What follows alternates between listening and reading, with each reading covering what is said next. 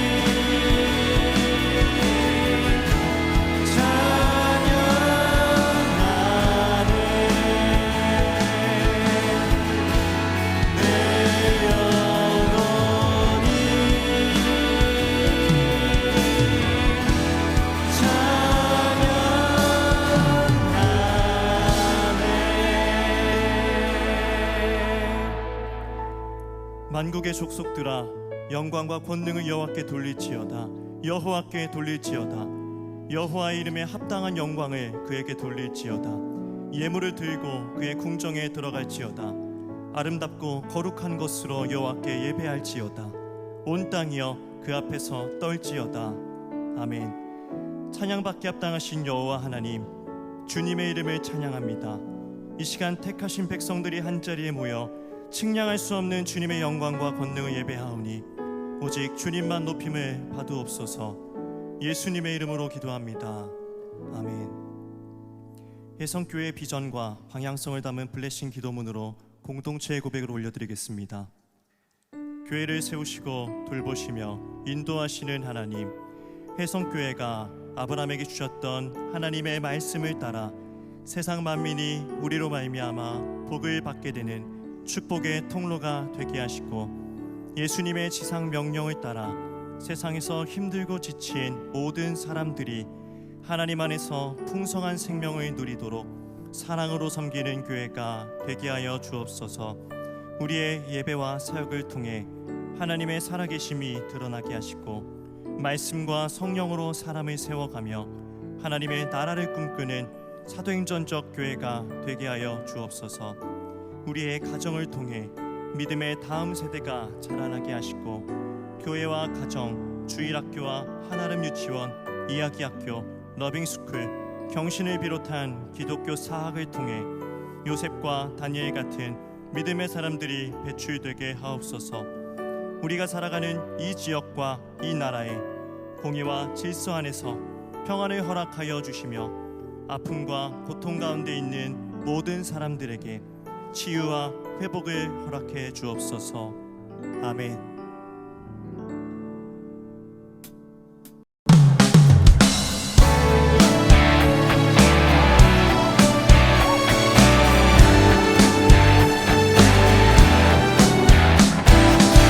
할렐루야. 천지를 만드시고 다스리시는 우리 아름다우신 주님의 이름을 찬양하십시다.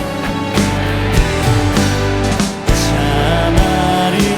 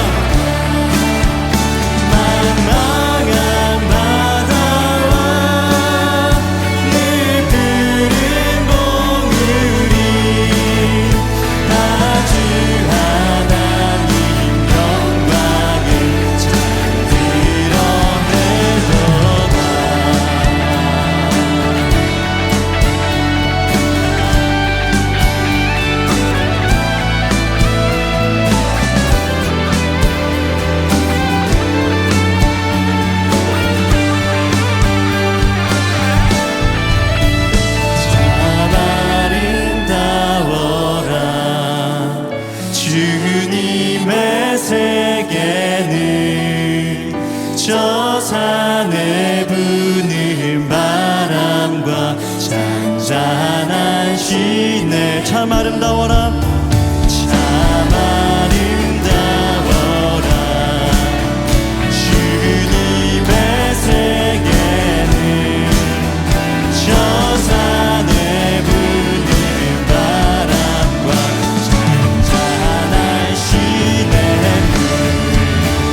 그 소리 가운데 주의 음성 들리니 주 하나님의 그 뜻을 알 듯한 그 소리 가운데 그 소리 가운데 주 음성 들리니 주 하나님의 그 뜻을 알 듯 주 찬송하는 듯 주 찬송하는 듯 저 맑은 새소리 내 아버지의 지시 솜씨 기뻐다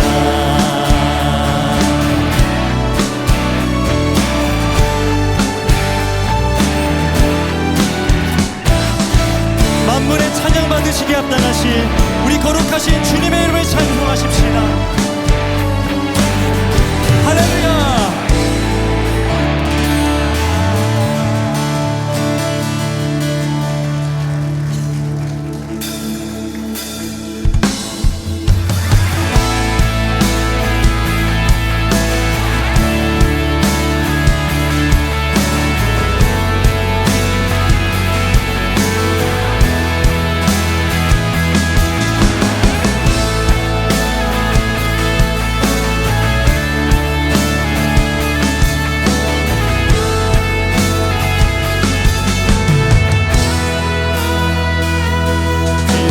빛나는 왕의 왕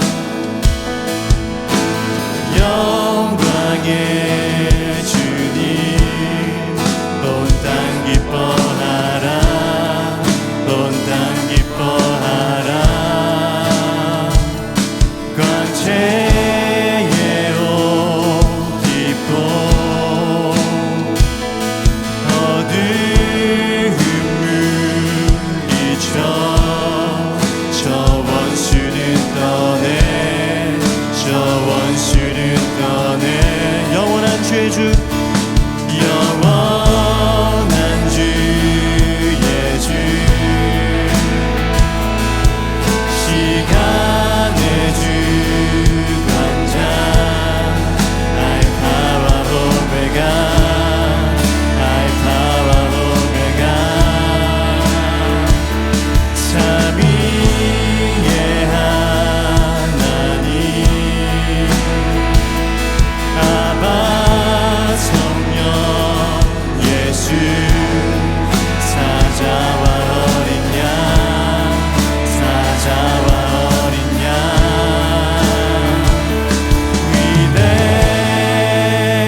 위대하신 주 찬양의 위대하신 주 모두 알게 되리라 위대하신 주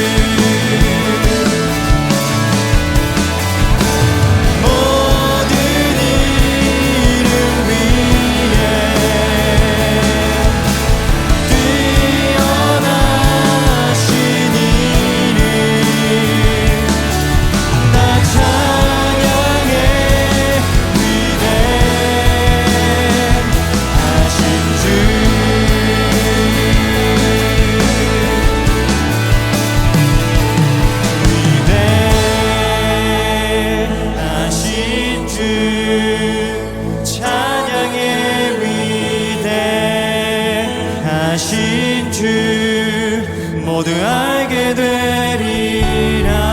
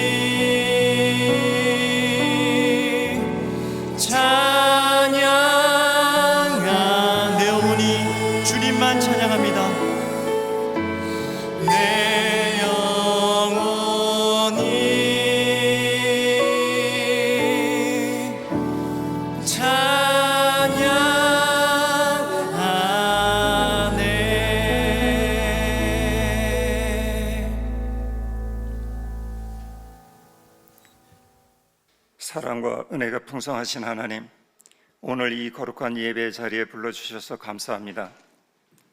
우리 모두 전심으로 예배드리게 하시고 저희가 드리는 예배를 기쁘게 받아 주시옵소서. 지난 한 주간의 삶에서 하나님의 자녀로 말씀대로 살지 못하였음을 고백합니다. 앞으로의 삶을 말씀대로 살아가도록 우리들의 마음을 새롭게 하여 주시옵소서. 참 좋으신 하나님을 의지하고 사랑받는 자녀 되어 우리들의 삶을 통하여 하나님의 영광을 보게 하여 주시옵소서. 혜성교회를 위하여 기도합니다. 혜성교회를 사랑하셔서 풍성한 하나님의 은혜로 지켜주심에 감사합니다. 모든 성도가 말씀으로 양육받게 하시고 성김과 나눔이 풍성하여 하나님 보시기에 기뻐하시는 성령 충만한 교회 되게 하시옵소서. 지역사회의 빛과 소금의 역할을 감당하게 하시옵고 하늘의 복을 받아 복을 전하는 축복의 통로가 되게 은혜 베풀어 주시옵소서. 주님의 나라를 위하여 기도를 합니다. 극한 대립과 반목으로 혼란스러운 정세 가운데 주님의 말씀이 빛이 되어 앞이 보이지 않는 어둠을 극복하고 주님의 공의와 질서가 바로 세워지는 나라 되게 은혜 내려 주시옵소서. 여러 위정자들에게 주님의 공의를 따라 나라를 운영하는 하나님의 통치하심을 보게 하여 주시옵고 산불재해로 힘들어하는 주민들에게 하나님 주시는 은혜로 낙담한 마음을 이루하여 주셔서 일어설 힘을 주시옵소서. 복음 전함을 위해 세계 각처에 수고하시는 선교사님들과 미래 자립교회 위에 하나님 주시는 위로와 은혜가 풍성하고 물질과 동역의 손길도 넘쳐나서 주님의 나라가 확장되는 은혜를 내려 주시옵소서. 특별히 무슬림을 위한 기도를 기억하여 주시옵고 많은 영혼들이 주님께로 나아오는 역사를 보게 하여 주시옵소서. 목장을 위하여 기도합니다. 목장 가운데 하나님 함께하여 주심을 믿습니다. 목장을 통하여 하나님의 자녀된 우리들을 얼마나 사랑하시는지 알게 하시고 서로 나눔과 섬김이 풍성하여 말씀대로 살아가는 목장이 되게 하시옵고 목장을 통하여 복음의 전함이 날로 더하여 하나님 기뻐하시는 목장들 되게 하시옵소서. 교회 성도 가운데 육체의 질병과 영적 어려움, 관계의 문제, 경제적인 문제로 아파하고 힘들어하는 성도들의 간절한 기도를 들어주시옵소서. 우리들의 문제에 말씀만으로도 낫게 하시는 하나님의 권능의 팔로 아파하는 성도들을 안아주시옵소서. 이 아픔의 때에 하나님을 더욱 사랑하게 하시고 믿음 지키게 하셔서 주님 의지하며 견디게 하시고 회복하게 하셔서 하나님 주시는 은혜의 증거자로 살아가게 하옵소서. 담임 목사님의 지난주 미국 집회에 함께하여 주심을 감사합니다. 집회를 통하여 많은 영혼들이 하나님을 더욱 사랑하며 세상의 삶이 하나님께 드리는 산제사가 되어 하나님의 영광을 나타나게 은혜 부어 주옵소서. 목사님 영과 육의 건강을 지켜주시옵고 성령 충만케 하셔서 말씀 전하실 때 모든 성도들이 말씀대로 살아가는 삶을 통하여 하나님의 영광이 나타나는 은혜 내려 주시옵소서. 부교육자님들에게도 은혜 부어 주셔서 주님 주신 사명이 기쁨이 되게 하여 주시옵고 항상 성령 충만한 삶으로 인도하여 주시옵소서. 예배를 위해 정성으로 준비한 찬양팀의 찬양과 함께한 성도의 찬양을 기쁘게 받아 주시옵고 각처에서 정성으로 섬기는 손길들을 기억하여 주시옵소서. 구원자이시며 생명이신 예수님의 이름으로 기도드립니다.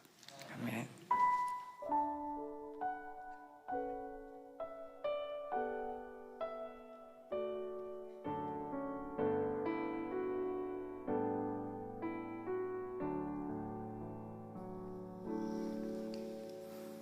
오늘 우리에게 주시는 하나님의 말씀은 열왕기상 18장 36절부터 39절까지의 말씀입니다. 화면을 참고하시어 교독하시겠습니다.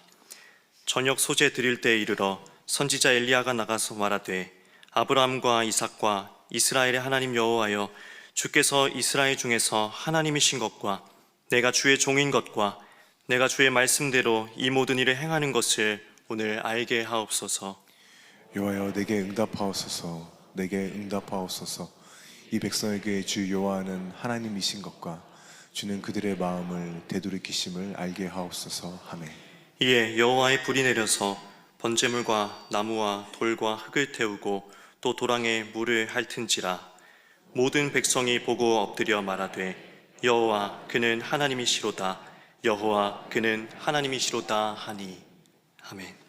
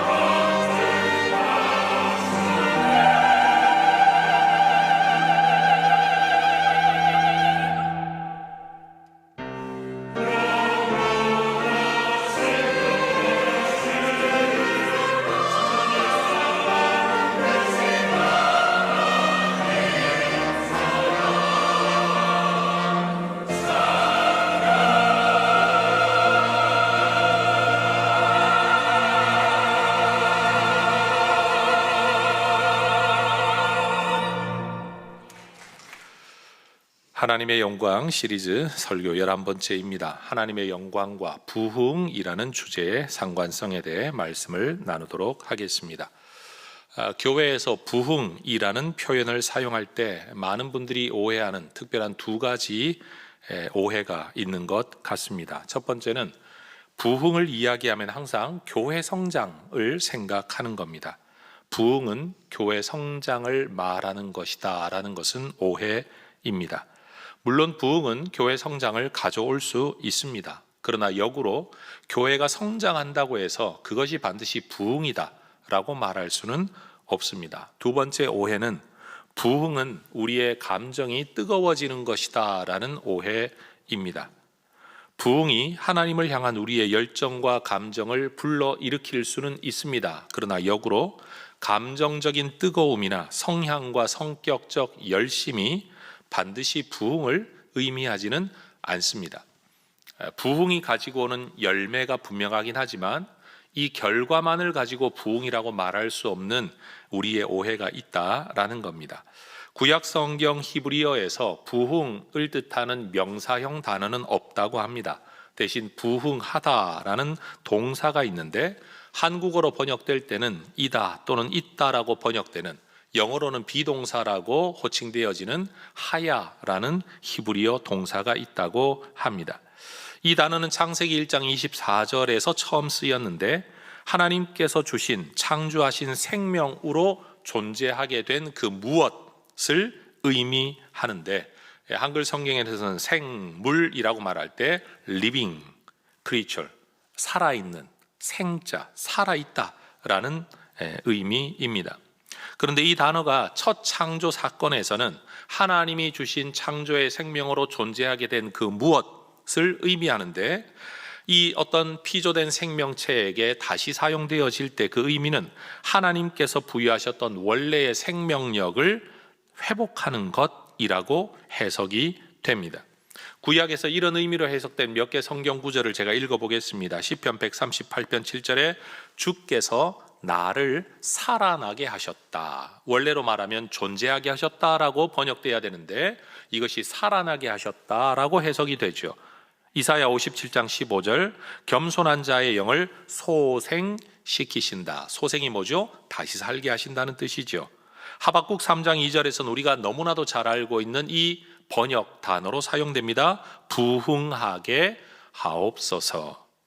따라 하십시다. 살아나게, 소생하게, 부흥하게. 그러니 여러분, 구약 성경 안에서 이 부흥이라는 단어의 성경적이고 문자적인 의미는 생명력 있게 다시 살아나다, to make alive, 다시 살아나게 하다라는 의미인 겁니다. 자, 이제 신약 성경으로 넘어와서 신약 성경의 헬라어 단어들 안에서 부흥을 의미하는 단어로 가장 먼저 언급해야 될 구절은 로마서 12장 2절의 구절, 마음을 새롭게 하다, 마음을 갱신하다라는 의미를 담고 있는 표현입니다. 마음을 새롭게 하다, 원래 있는 마음이죠. 그런데 그 마음이 새로워지는 것.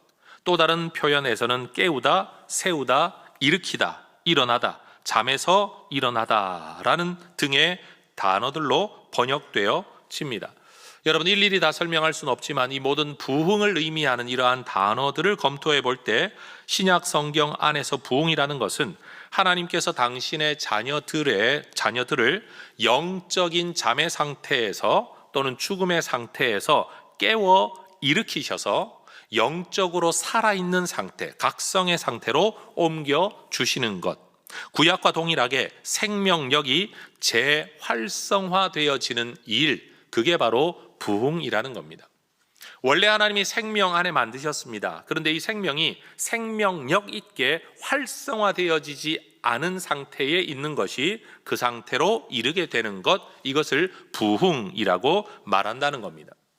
우리는 지금 구약 성경의 언어, 그 다음에 신약 성경의 언어를 살펴보았는데, 여러분, 교회 역사학자들이 성경과 교회의 역사 전체를 연구해 볼 때 이것이 부흥이다라고 말할 수 있는 사건들과 현상들에는 7가지 공통된 특징이 있다라고 정리를 했습니다. 첫 번째, 부흥은 하나님께서 그 일시, 장소, 사람, 사건을 선택하시고 실행하시는 하나님의 주권적 역사이다라는 겁니다. 사람이 만들어낼 수 없다라는 겁니다. 여러분, 교회가 부흥회라는 행사와 집회를 열 수는 있지만 부흥회를 한다고 부흥하는 건 아닙니다. 이해가 되시죠?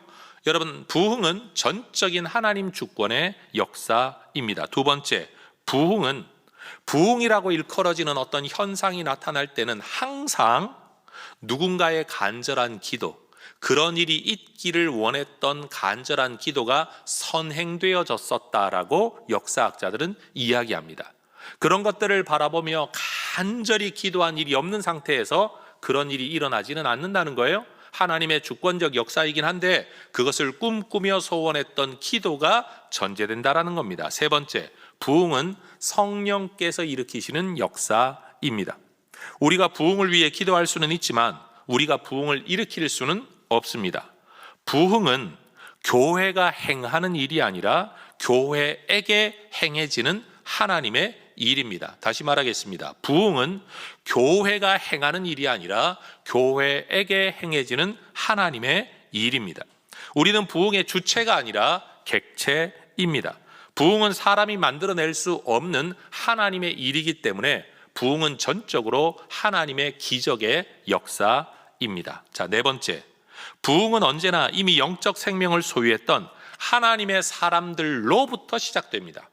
생명이 있는 사람이 생명의 재활성화가 부흥이라고 의미한다면 믿지 않는 사람, 아예 믿음 없는 사람들로부터 부흥이 시작되는 게 아니라 믿는 사람들이 깨어남을 통하여 부흥이 시작되어진다라는 사실입니다. 다섯 번째, 부흥은 한 개인의 심령에서 시작되지만 공동체 안으로 퍼져나가는 집단적인 현상이 될 때 우리는 이것을 부흥이라고 합니다. 다시 말해, 부흥은 한 사람의 믿음이 뜨거워지는 것을 부흥이라고 말하지 않는다는 거예요. 교회 역사 안에서 부흥이라고 말할 때는 집단적인, 공동체적인 현상을 일컫는다라는 겁니다. 여섯 번째, 부흥에는 항상 죄에 대한 회개와 돌이킴으로 인한 거룩함의 회복이 개인과 공동체 안에 일어났습니다.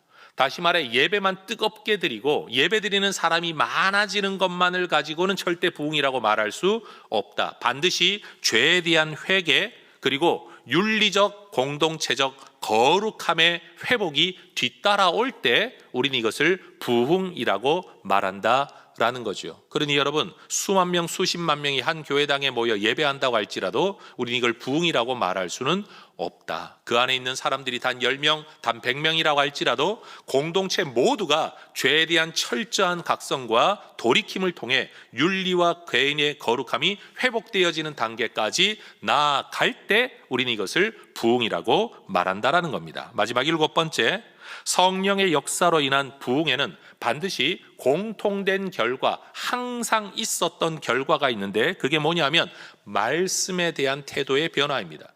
말씀을 사모하게 되고 말씀에 순종하게 되고 말씀을 전파하게 된다라는, 다시 말합니다. 말씀을 사모하게 되고 말씀에 순종하게 되고 말씀을 전파하게 되는 이러한 특징들이 항상 부흥 뒤에는 일어났었어요.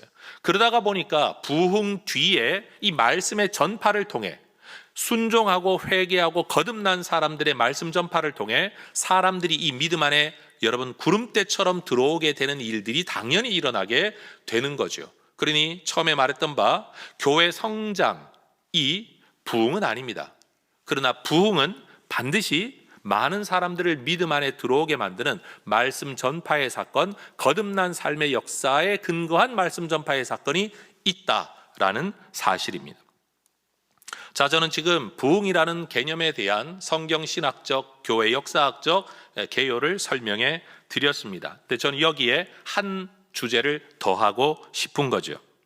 저는 오늘 엘리야의 이야기를 통해 이러한 부흥의 역사는 하나님의 영광의 사건, 하나님께서 자신을 세상 가운데 나타내시는 이 하나님의 영광의 사건을 통해서만 이 땅에 임한다는 이야기를 여러분에게 나누고 싶은 겁니다. 따라하십시다. 부흥은 하나님의 영광을 통해서만 옵니다. 그래요. 하나님의 영광 다시 정의합니다. 하나님께서 이 세상 가운데 자신을 나타내 보이시는 사건. 이게 바로 하나님의 영광의 사건인 겁니다. 하나님께서는 엘리야를 통해 아합 왕에게 하나님의 말씀이 임할 때까지 비와 이슬도 내리지 않게 될 것을 선포하셨습니다. 그리고는 엘리야를 그릿 시내가에 숨게 하시고 까마귀를 통해 먹이시며 하나님의 때를 기다리게 하셨습니다. 얼마 후 엘리야의 선포로 시작된 가뭄 때문에 엘리야가 피해 있었던 그 그릿 시내가도 메말라 버렸습니다. 그러자 하나님께서는 엘리야에게 바알 우상을 섬기는 땅이었던 시돈에 속한 사르밧이라는 지역의 한 과부의 집으로 그를 보내겠다고 말씀하십니다. 그리고는 그곳에서 그 과부를 통해 너를 먹게 하고 거처하게 하겠다 말씀하십니다. 엘리야가 그 땅 그 여인에게 가보니 여러분, 이 가정은 지극히 가난해서 마지막 남은 한 끼를 먹고는 이제는 죽으려고 했던 정말 비참한 가정의 형편이었습니다. 그런데 엘리야는 그 지독히 가난한 여인의 집에 기름과 곡식가루가 끊어지지 않는 기적을 나타내도록 하나님이 엘리야를 통해 역사하십니다. 그리고 이 기적을 통해 그 여인은 자기와 자기의 아들만 먹고 사는 게 아니라 엘리야도 먹을 수 있도록 그를 공개하고 돌보게 되었습니다. 하나님께서 행하시는 이 일을 여인의 입장에서 바라보면 하나님은 여인이 가진 것에 근거해 사명을 맡기신 게 아니라 그에게 맡기실 사명에 근거해 그에게 능력과 은혜를 베푸셨습니다. 여러분 기억하십시오. 우리가 교회 안에서 교회 역사 속에서 이런 문장 표현이 하나 있습니다. 능력에 맞는 사명을 구하지 말고 사명에 맞는 능력을 구하라. 우리가 하나님을 섬길 때 하나님이 기뻐하시는 일인 줄 알면서도 내 형편이 그렇지 못하니, 내 능력이 부족하니, 내가 부족하니 라는 말로 그 일 자체를 자꾸만 미루게 되는 것, 이건 믿음의 모습이 아니라는 겁니다. 이 여인을 한번 보십시오. 이 여인이 엘리야를 섬기고 공개하겠다고 자원한 것도 아닙니다. 하나님의 일방적인 선택이었는데, 여러분, 하나님은 엘리야를 통해 그 여인을 살리실 뿐만 아니라 하나님의 종 선지자를 공개하도록 이 일까지도 맡기신 건 그의 능력에 근거한 일이 아니라 하나님의 사명에 근거한 일이었고, 그 사명을 행할 수 있도록 하나님이 기적적으로 공급하셨습니다. 여러분, 능력에 맞는 꿈을 꾸라라고 말하지 말고 꿈 꾸고 그 꿈에 맞는 능력을 하나님께서 주시도록 기도하는 하나님의 사람들 되시기를 축복합니다. 믿음의 사람들은 없는 형편과 없는 능력 가운데도 꿈꿀 수 있는 이유가 뭐냐? 바로 성경에 나타난 이러한 하나님의 일하심, 하나님의 특성을 이해함으로써 우리도 이 꿈을 꿀 수 있게 되는 겁니다. 그런데 이 동일한 상황에서 이런 일을 행하시는 이 일을 엘리야 입장에서 이 상황을 한번 들여다보면 지금의 이 모든 과정, 아합 왕 앞에 섰던 것, 그리고 시냇가로 피신했던 것, 이 여인의 집으로 와봤던 것, 그런데 먹을 것 없는 가정에서 하나님께서 기적을 베푸시는 것, 이 모든 것들을 통해 엘리야는 하나님의 말씀대로 순종하면 말씀대로 이루어진다는 것을 경험해 가고 있습니다. 말씀을 품고 기도하면 기도한 대로 이루어지는, 말씀에 순종하면 순종하는 과정 속에서 하나님이 일하시는 것을 보게 된다는 것을 엘리야가 지금 경험해 가고 있다라는 겁니다. 하나님은 부흥을 행하시려고 엘리야를 영적 생명력을 가진 사람으로, 재활력의 힘을 가진 사람으로 지금 준비하고 훈련시키고 키워가고 계신 겁니다. 여러분, 갈멜산에서 하늘에서 불이 떨어지는 이 놀라운 일은 어느 날 한순간 일어난 일이지만 이 일을 이루시기 위한 하나님의 준비는 오래전부터 시작되어졌다는 것을 기억해야 됩니다. 예수님은 어느 한날 이 땅에 오셨지만, 때가 됨에 오셨지만, 하나님은 예수님을 이 땅에 보내시기 위해 때를 만들어 오셨다는 사실을 잊지 말아야 됩니다. 여러분, 하나님의 역사는 어느 한날 우리에게 나타나게 될 겁니다. 그러나 그 하나님의 역사를 이루고 경험하는 하나님의 사람들은 시간 속에서 만들어져 가고 있다는 사실을 잊지 말아야 합니다. 여러분, 우리는 지금 하나님의 그 부흥의 역사를 위해 준비되어져 가고 있는 겁니다. 여러분, 지금 하나님의 영광이라는 이 시리즈 설교를 제가 하고 있는 이유가 뭡니까?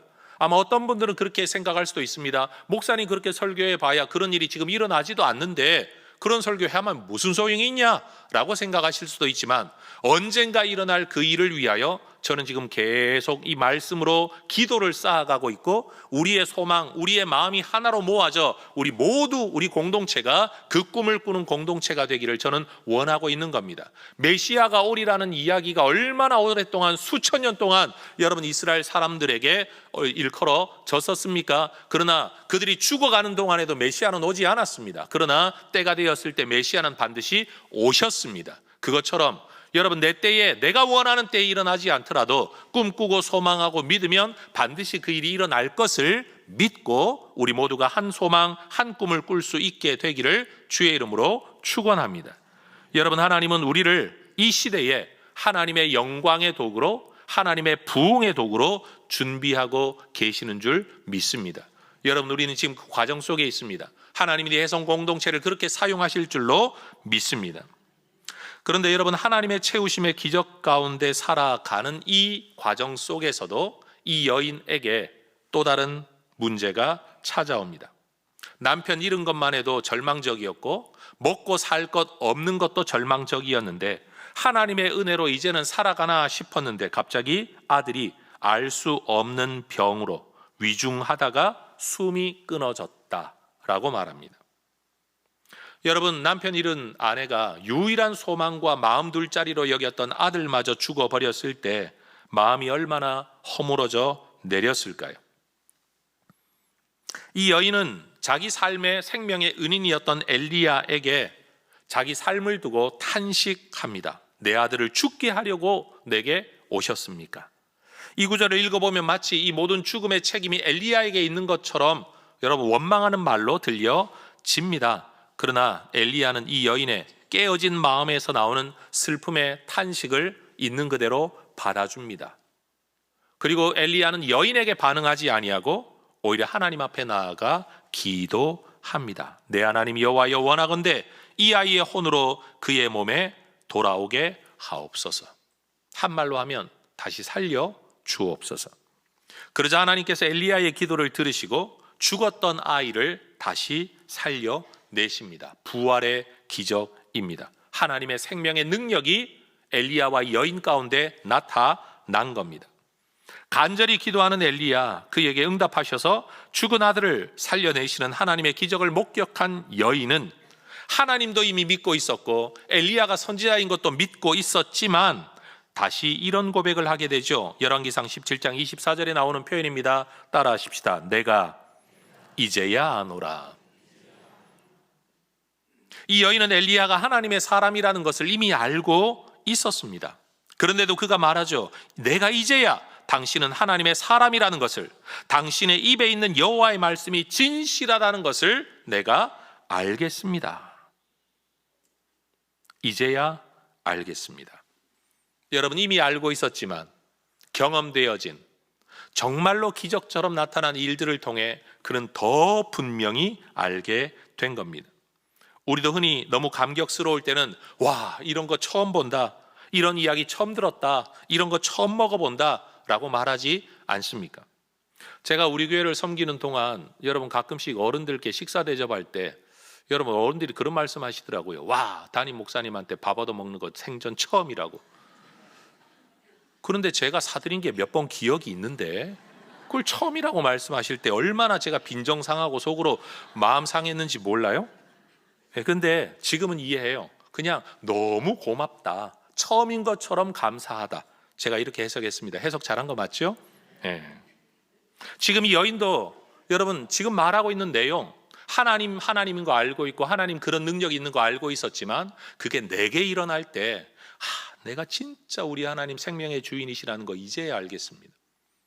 엘리야의 말을 통하여 통에 여러분 가루 떨어지지 않고 병에 기름 떨어지지 않은 거, 그걸로 지금 먹고 사는 사람, 엘리야가 얼마나 대단한 하나님의 사람인가를 알고 있었죠. 근데 당신의 입이 진실한 말, 하나님의 말씀을 하는 사람이라는 것을 내가 이제야 알겠습니다.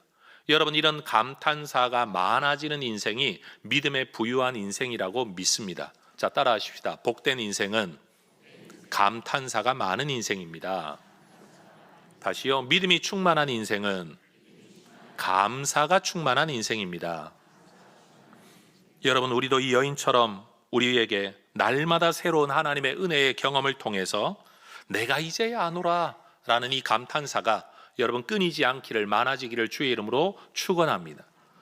예배가 너무 좋아, 교회가 너무 좋아, 난 우리 교회 성도들이 너무 좋아. 여러분, 이런 말들이 끊이지 않고 일어난다면 그것처럼 행복한 삶이 어디 있겠습니까? 여러분, 우리가 직면하는 어떤 문제이든지, 문제는 문제이지만 그 문제를 통해 하나님이 드러나고 우리가 하나님의 사람인 것이 드러나게 된다면 얼마나 좋을까요?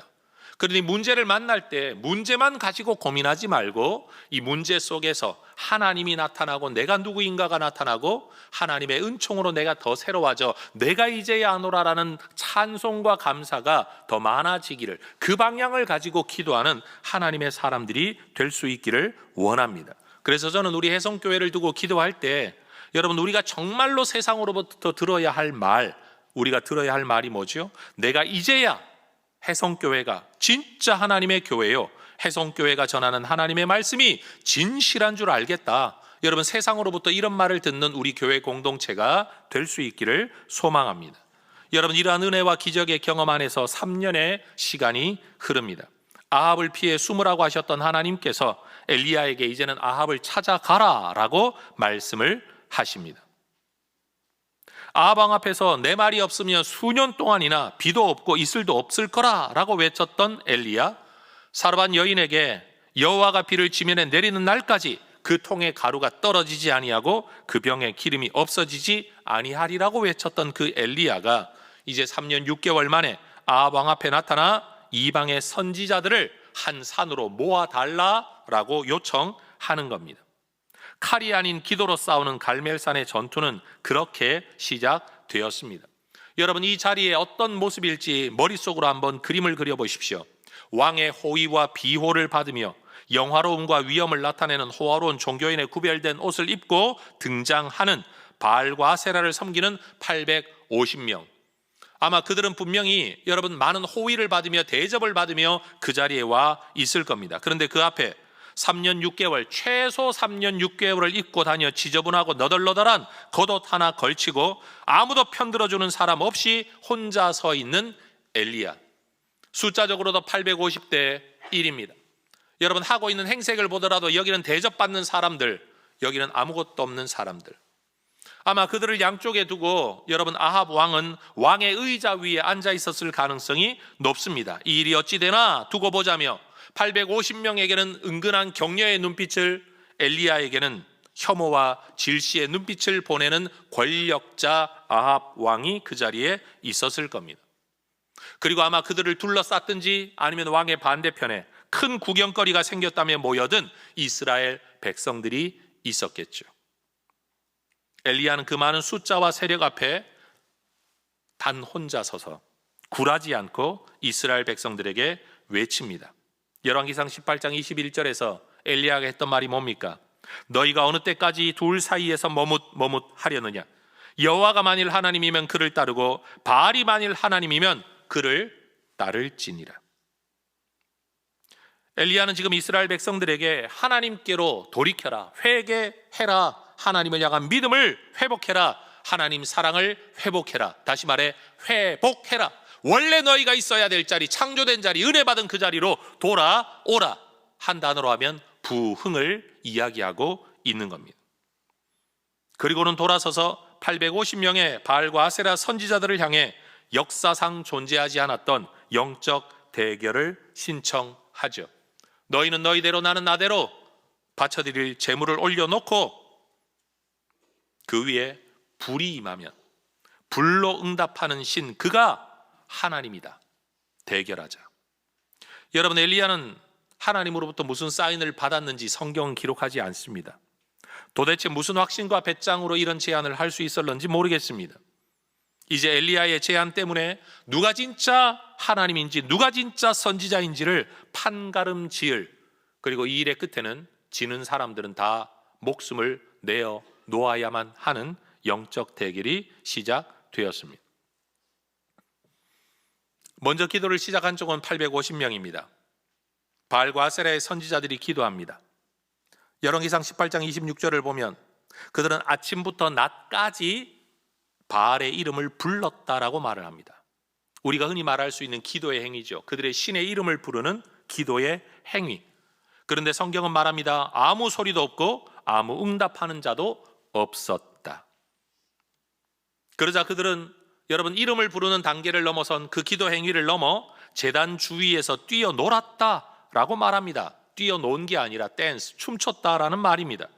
우리가 아는 문화 양상을 비유컨대 보자면 여러분 무당이 여러분 신을 부르기 위하여 펄쩍펄쩍 뛰며 추는 춤, 초혼, 혼을 불러내기 위해, 귀신을 불러내기 위해 추는 춤, 여러분 좀 더 적극적인 종교 행위로 들어간 겁니다.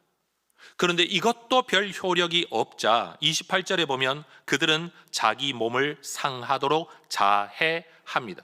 칼과 창으로 그들의 몸을 상하며 피가 흐르게 만들었다.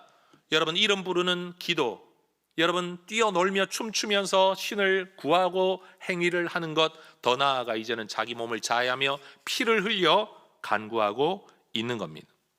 그런데 29절까지 가보면 여러분 이러한 간절한 기도 행위가 아침부터 정오를 지나 저녁 소제 드릴 때, 곧 최소 오후 3시까지 될 때, 여러분 그 단계가 되었을 때 그들은 성경은 말합니다. 미친 듯이 떠들었다.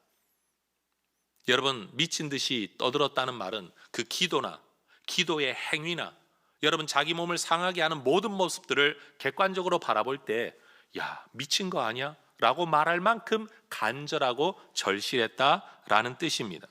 그런데 성경은 뭐라고 말합니까? 아무 소리도 없고 응답하는 자나 돌아보는 자가 아무도 없었다. 여러분 사람의 진실함과 열정과 간절함이 기도 응답의 근거라고 한다면 이들은 응답받았어야 마땅합니다. 흔히 치성이면 여러분 감천, 여러분 지성이긴 하지만 사실 치성을 드린다고 말하잖아요. 여러분 정말로 지극한 정성을 다 바치면 하늘이 응답한다라고 말을 한다면 이들은 응답받았어야 됩니다. 그런데 이들의 문제는 열정이나 정성의 문제가 아니라 잘못된 믿음의 대상에 있었던 겁니다. 성경이 일컬어 그들을 두고 말하는 아무도 없다.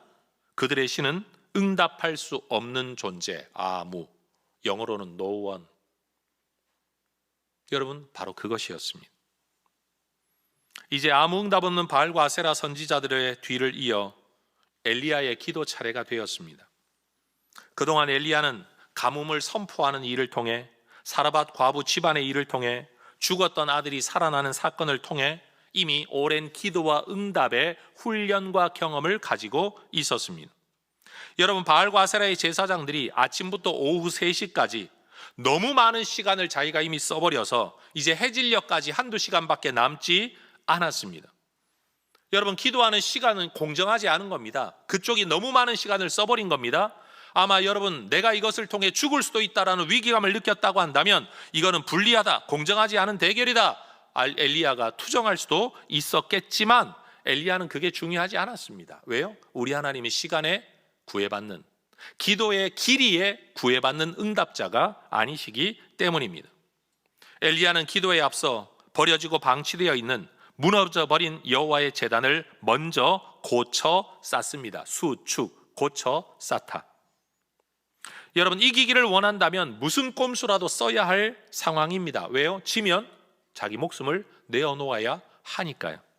그런데 엘리야는 꼼수를 쓰는 게 아니라 오히려 재물에 불이 붙기 힘들도록 거기에다 물을 갖다 붓습니다.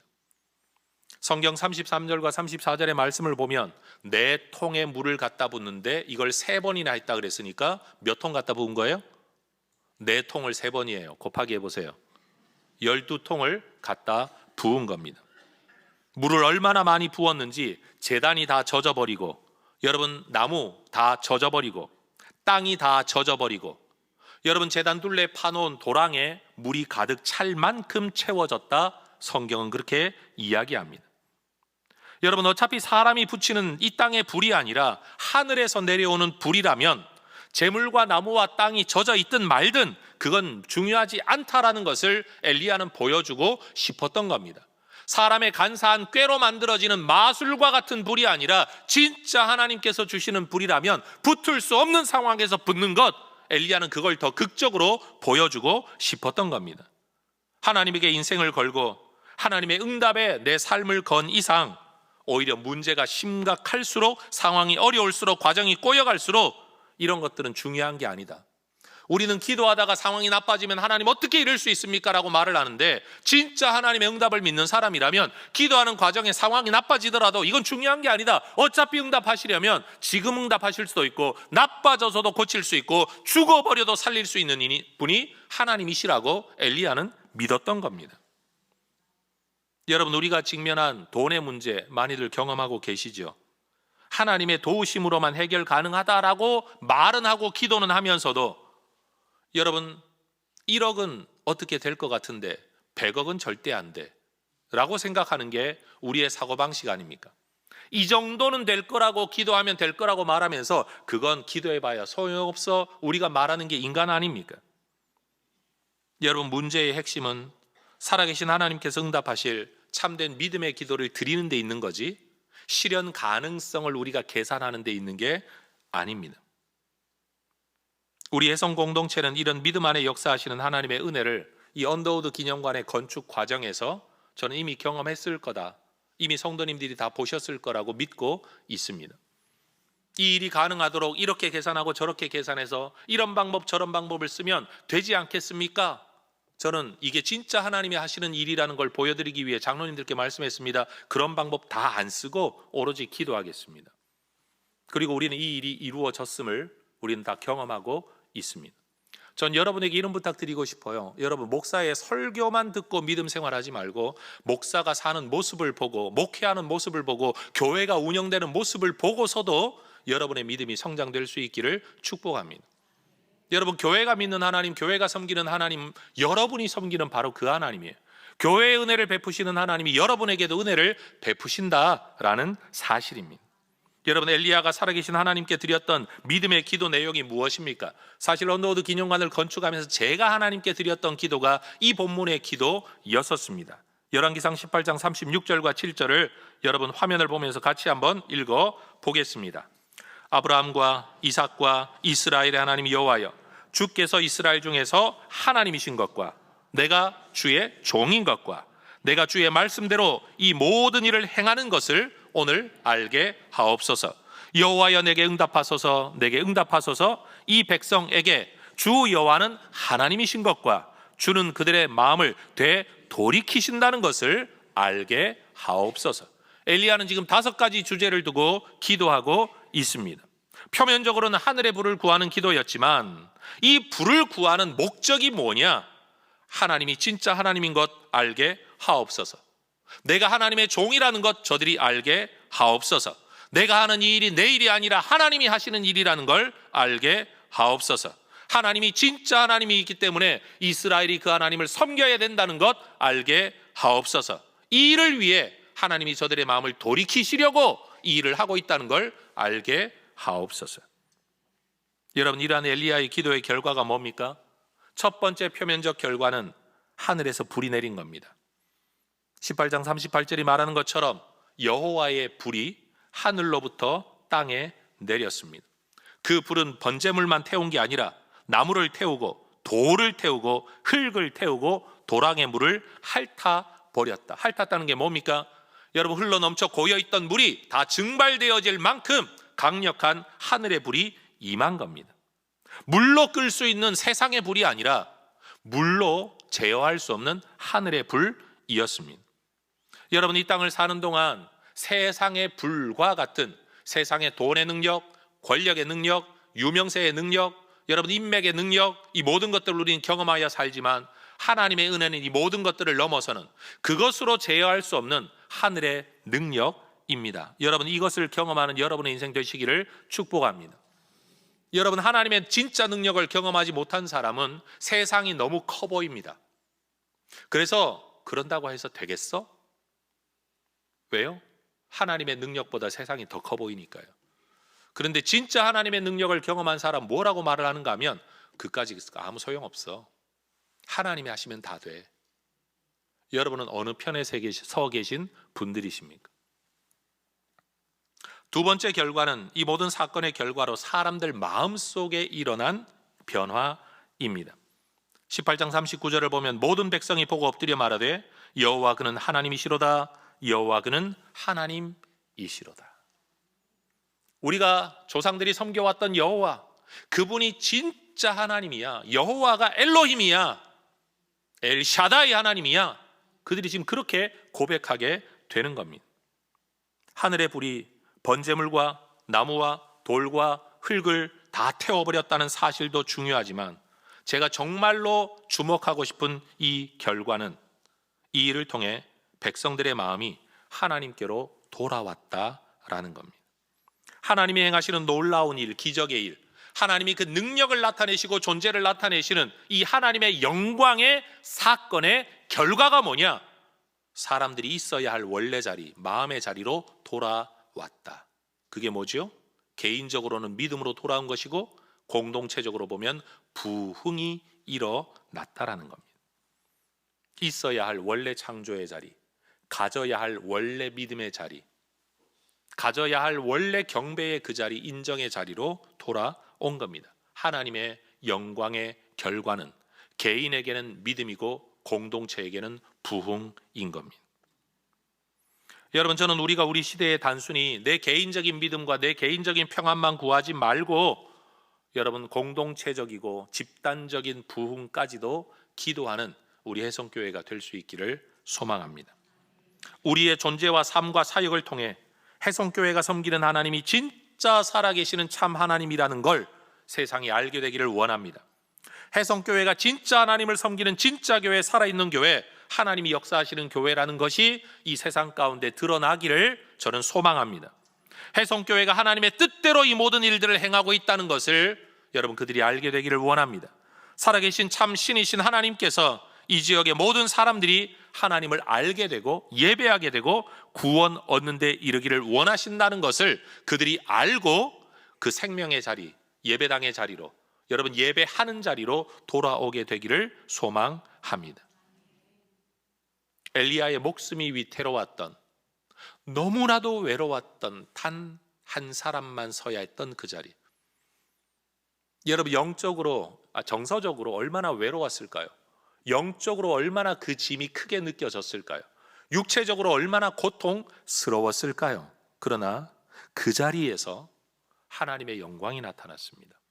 그리고 부흥이 일어난 겁니다.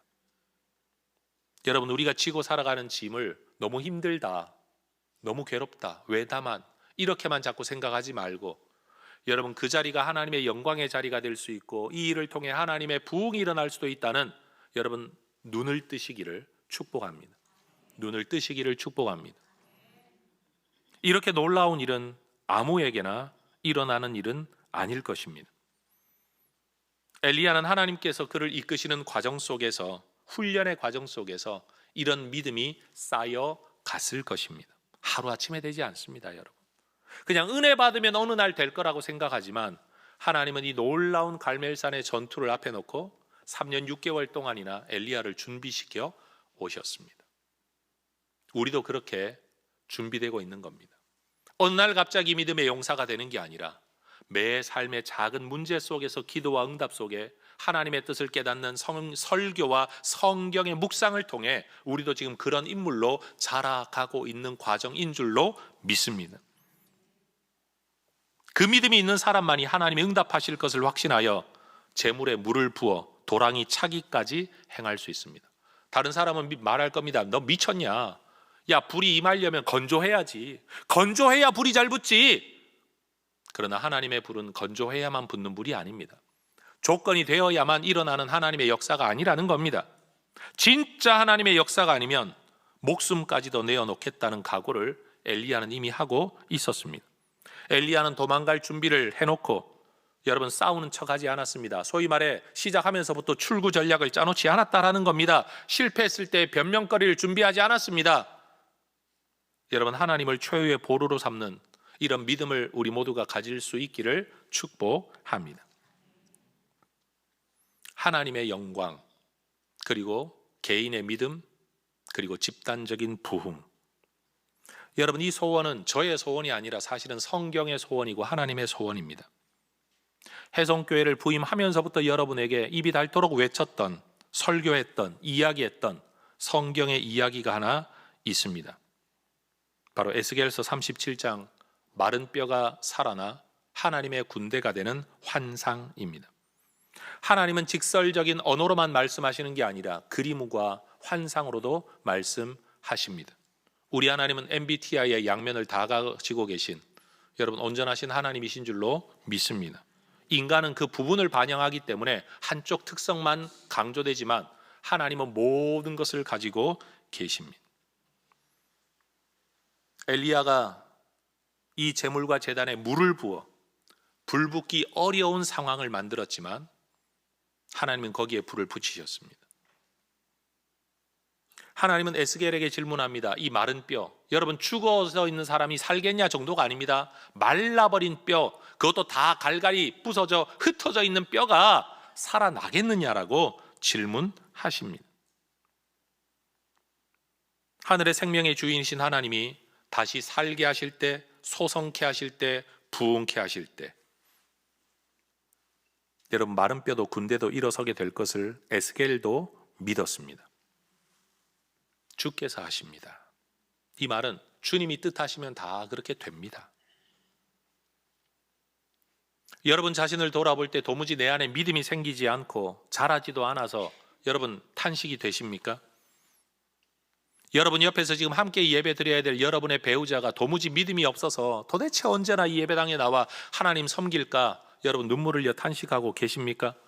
여러분의 자녀는 믿음의 자리, 예배 자리를 다 떠나버려가지고 오히려 예배 드리는 여러분을 조롱하고 있습니까? 나를 보나, 내 아내를 보나, 남편을 보나, 내 자녀를 보나, 내 부모를 보나, 내 주변의 친구들을 보나, 형제를 보나 도무지 불이 붙지 않을 것 같은 마른 장작들입니까? 여러분, 여기에서 우리는 소망을 가져야 됩니다. 마른 장작이 아니라 마른 뼈와 같은 그들이라고 할지라도 하나님께서 자신을 나타내시는 하나님의 영광의 사건 앞에 서게 되면 누구든 하나님의 군대로 일어서게 될 것을 우리는 믿어야 합니다. 그리고 그것을 기도해야 합니다. 이미 죽어버린 생명, 말라버린 뼈, 어느 누구도 생명력을 기대할 수 없는 상태, 하나님은 바로 그런 자리에서 하나님의 종을 통하여, 말씀을 통하여, 성령을 통하여 생명을 부여하시는 겁니다. 에스겔서 37장 4절에서부터 6절의 말씀을 여러분과 함께 마지막으로 읽어보기를 원합니다. 함께 읽겠습니다. 시작. 또 내게 이르시되 너는 이 모든 뼈에게 대언하여 이르기를 너희 마른 뼈들아 여호와의 말씀을 들을지어다. 주 여호와께서 이 뼈들에게 이같이 말씀하시기를 내가 생기를 너희에게 들어가게 하리니 너희가 살아나리라. 너희 위에 힘줄을 두고 살을 입히고 가죽을 덮고 너희 속에 생기를 넣으리니 너희가 살아나리라. 또 내가 여호와인 줄 너희가 알리라. 여러분, 하나님을 알게 되는 일이 어떻게 일어납니까? 살아남을 통해 알게 되는 겁니다. 알아야 살아나는 게 아니라 살아남을 통해 하나님을 알게 될 거라는 겁니다. 여러분, 하나님을 믿는 하나님의 사람들이 여러분 하나님의 영광을 사건을 통해서 비로소 하나님을 더 하나님으로 알게 되는, 내가 이제야 아노라 라고 말하는 그 일이 여러분 그냥 외워 불렀던 찬송이 감동의 찬송이 되고 여러분 그냥 예배 시간에 참석하는 예배였다가 하나님 앞에 눈물로 드리는 예배가 되게 된다라는 겁니다. 이 모든 일이 어떻게 일어나느냐? 하나님의 영광의 사건을 통해서만 가능하다라는 겁니다. 엘리야의 사건을 여러분 우리의 가슴에 담고 에스겔의 환상을 우리의 눈에 담기를 원합니다.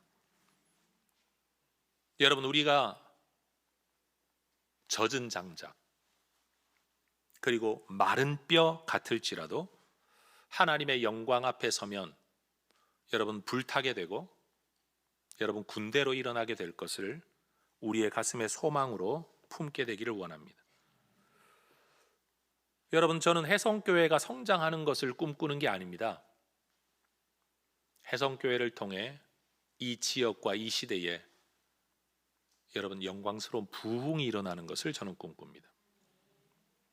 그 부흥을 통하여 해성교회만이 아니라 모든 교회들이 채워지고 없던 교회들이 세워지고 여러분 시큰둥했던 예배가 뜨거워지고 그냥 노래로 불렀던 찬양 곡들이 여러분 우리의 뜨거운 고백이 되는 일들이 우리에게 일어나기를 원합니다. 그저 기독교 쇠퇴 시기를 살아가는 축소 사회 속에 있는 우리가 그저 줄지 않았다, 조금이라도 늘고 있다라는 것으로 만족하는 게 아니라 여러분 하나님의 영광을 보고 하나님의 부흥을 보는 것을 여러분 저는 꿈꿉니다. 오로지 말씀을 통해 오로지 성령을 통해 이 일이 일어나게 되겠죠. 그 앞에 서게 되면 우리는 여러분 절대로 메마른 예배를 건조한 찬양을 부를 수 없을 겁니다. 지금의 예배에 저는 만족하지 않습니다. 감격의 예배를 하나님 앞에 올려드릴 수 있게 되기를 소망합니다. 지금도 진실한 믿음이겠지만 더 진실한 믿음의 고백을 하나님 앞에 올려드릴 수 있기를 소망합니다. 하나님의 영광만이 개인에게 믿음을 가져다 주고 공동체 집단적인 부흥을 가지고 온다는 이 사실, 그래서 우리는 하나님의 영광을 꿈꾸고 소망하고 기도해야 할 것입니다. 기도하겠습니다. 하나님의 영광을 꿈꿉니다. 에스겔의 환상이 우리에게, 우리 시대에, 우리 지역에, 우리 교회를 통해 일어나게 하옵소서. 엘리야의 역사가 우리의 믿음의 결단을 통해, 우리의 기도를 통해 이 지역사회 안에 일어나게 하옵소서. 우리 시대가 기독교 쇠퇴, 축소 시기입니다. 그러나 주님 소망합니다. 하나님의 역사, 하나님의 영광을 통하여 하나님 부흥이 일어나게 하옵소서. 하나님의 부흥을 우리 시대에 볼 수 있는 특권을 누리는 은혜를 우리에게 허락해 주옵소서. 예수님 이름으로 기도합니다. 아멘. 자리에서 일어나 찬양하며 봉헌하겠습니다.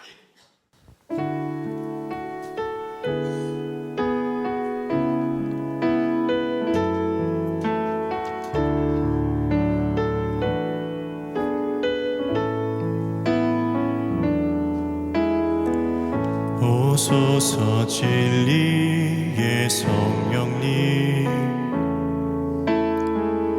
이 땅 흔들며 임하소서.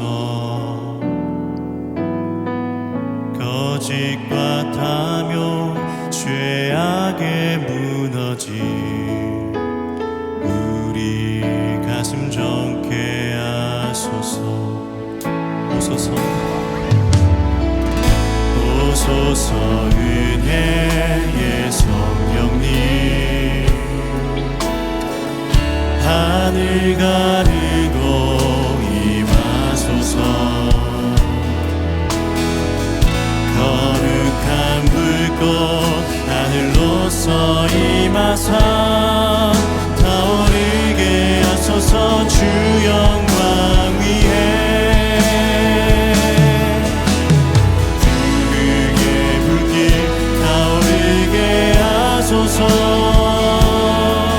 진리의 말씀 이 땅 새롭게 하소서.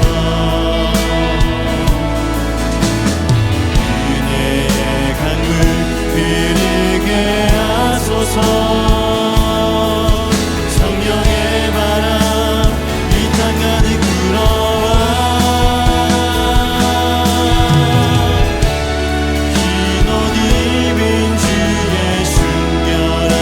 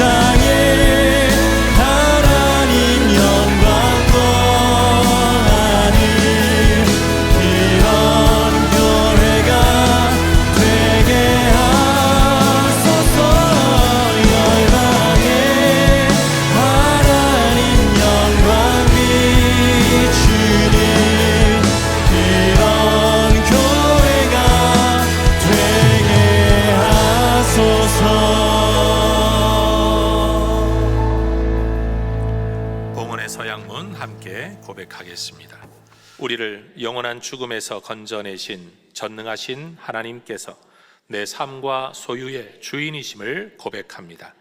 은혜로 채워주시는 모든 것들을 지혜로운 청지기로 바르게 사용하겠습니다. 살아가는 동안 물질의 어려움이 있더라도 합력하여 선을 이루시는 아버지 하나님을 더욱 의지하겠습니다. 하나님 나라와 교회 공동체를 세워가는 일에 몸과 마음과 물질로 기쁘게 헌신하겠습니다. 내 삶의 필요를 따라 좋은 것으로 넘치도록 후히 베풀어 주실 하나님을 기대합니다. 아멘. 주님, 우리가 올려드리는 예배와 예물과 헌신과 모든 섬김을 통하여 하나님이 살아계심이 드러나고 하나님의 좋으심이 드러나고 하나님의 능력이 드러나는 하나님의 영광의 도구로 우리와 우리 공동체가 쓰임받기를 원합니다. 그 일들을 통해 세상이 하나님을 알게 되고 보게 되고 믿게 되고 돌아와 회개하고 거룩한 삶을 살아가는 부흥이 우리를 통하여 이 땅에 이 시대에 임하게 하여 주옵소서. 우리가 올려드리는 모든 예물, 이 목적을 위하여 올려드리고 모든 헌신, 모든 기도가 이 꿈을 꾸며 이 비전을 가지고 올려드리는 한 꿈 꾸는 공동체 되게 하여 주시옵소서. 예수님의 이름으로 기도합니다. 아멘. 하나님의 영광의 본체이신 주 예수 그리스도의 은혜와 지금도 우리 가운데 당신을 나타내기를 기뻐하시는 아버지 하나님의 사랑하심과 우리와 함께 일하시며 우리를 위해 일하시며 우리를 도우시며 하나님의 영광 가운데로 부흥 가운데로 우리를 이끌어 가실 성령 하나님의 충만하고 놀라운 역사하심이 오늘 믿음으로 예배하며 말씀으로 새겨받으며 이 꿈을 함께 꾸기 원하는 우리 모든 믿음의 백성들 위에 이제와 영원토록 함께 있을지어다. 아멘.